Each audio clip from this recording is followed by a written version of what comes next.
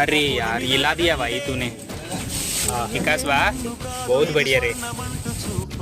Hi friends, నేను my Sundar, welcome to reel soldier. Duty లేనప్పుడు ఖాళీ టైంలో మొక్కలకు నీళ్ళేస్తాం ఫ్రెండ్స్.